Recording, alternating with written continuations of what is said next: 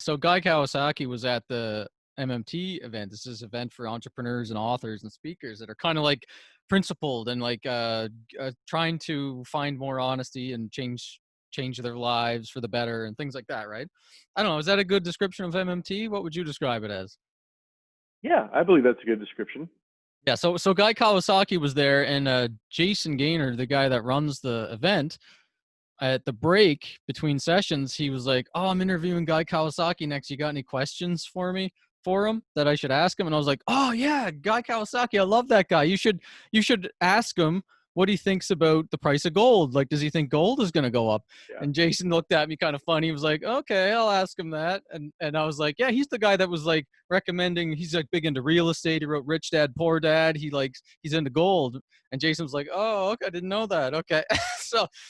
So anyways, Jason does the interview with Guy Kawasaki, and he doesn't ask him my question.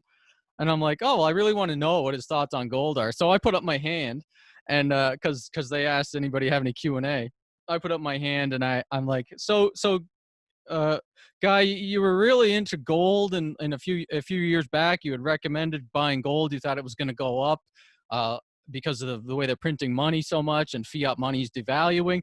I'm glad that I listened to you because I bought some gold and it went up. What are your thoughts on gold in the next few years?" And then he looks at me and he goes, "This guy thinks that I'm Robert Kiyosaki." And he's like, "I previously I had never met a Canadian I didn't like. I think I just met a Canadian I don't like."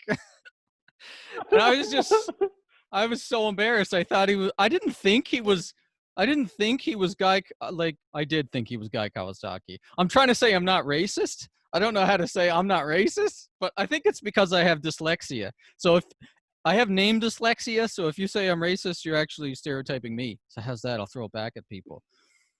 But I was so embarrassed. I felt so like in a room full of like 100 really influential, smart people. I just looked like a total idiot.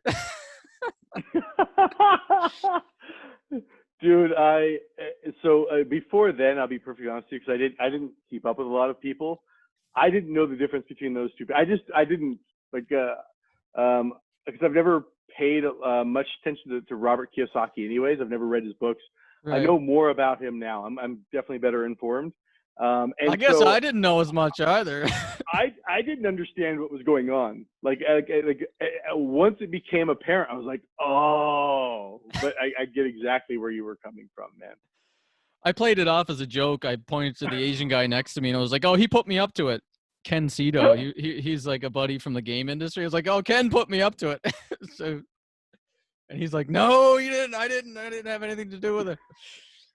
Oh man, what an embarrassing moment that was. Totally put my foot in my mouth there. And yet we live, and yet we move on. Yeah, I got And, invited and, back a and couple years later. yeah, and in total, like, let's be honest here, like very few people remember that day to day. Like the only reason that came up is because of this funny coincidence of names right now. I've had Uh, it come up a couple of times, and usually like people laugh and think it was hilarious because when they're there, right? The people that were at the 2013 MMT, um, yeah. they're like, "Did we meet before?" And I'm like, "What's the easiest way to like tell them how we met?" "Oh, you remember the idiot that went up and thought Guy Kawasaki was Robert Kiyosaki?" That's me. Wow. Man, I'm glad you're owning it. I literally until you brought it up, didn't exist within my memory. I had completely forgotten that had happened, Brad. That's me. Wow. To the point, real quick though, with Guy is Yeah. um, because I think he moved from being like the Apple designer guy to more of a futurist technologist. Like um, his own personal brand value obviously is substantially higher, but his the space of the people of which he's able to influence is also broader and wider as well, right?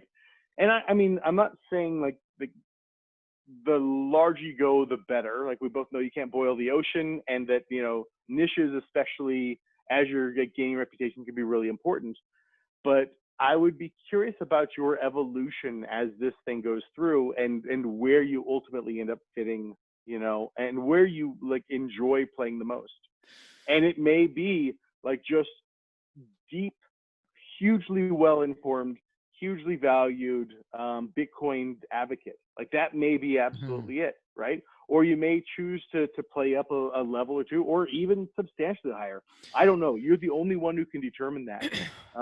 I just see it as a possibility, and I can see like the value in it. Um, you're the one who has to figure out whether it's right for you. Well, Philip McKernan told me what he thinks I should do is create a brand.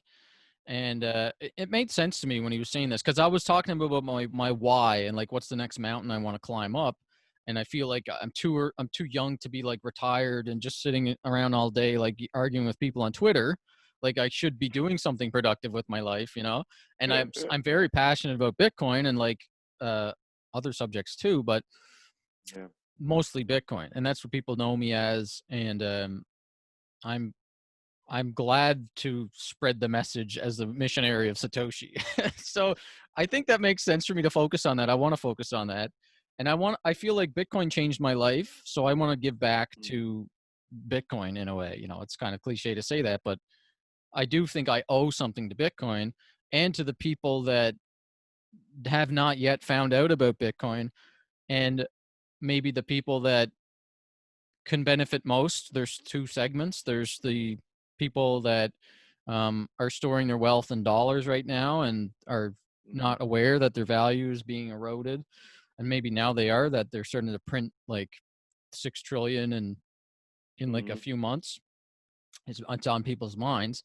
But there's this whole boomer population and older generation, and um, they own like $60 trillion or 80% of the wealth or something like that, and they're kind of not digitally native, so it's hard for them to understand Bitcoin. And there's then the whole swath of millennials and Gen Z and Gen X that are more digitally native and understand the potential value of something like Bitcoin, but that get Mm-hmm. roped into shitcoins when they start learning about Bitcoin, because they're like, well, I missed Yeah. Bitcoin. I want to get the next thing that's going to go up more than Bitcoin will.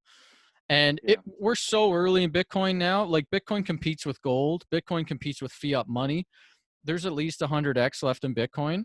I don't think there's more than like a 5 or a 6x or maybe a 10x in Ethereum, unless hyperinflation happens and then it's 100x, but Bitcoin's 1,000x, in dollars. Mm-hmm. But my my that's my mission, to try to like put as many people into the top of the Bitcoin rabbit hole for them to get sucked down into the rabbit hole as possible, both high net worth boomers and silent generation people. Maybe it's their kids that are educating them through a book that I write or podcast or whatever. Mm-hmm. And then average people like me, like I came from poverty and was an entrepreneur and a dummy that thinks Guy Kawasaki is Robert Kiyosaki. And I'm not like a banker or anything like this. I don't have this like legal scholar background or anything.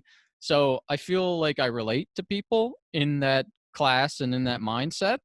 And I'm not the guy that's like really technical on Bitcoin. So I don't think that I'm that guy. I don't think I'm like the consultant that's going to help you use Bitcoin in your business.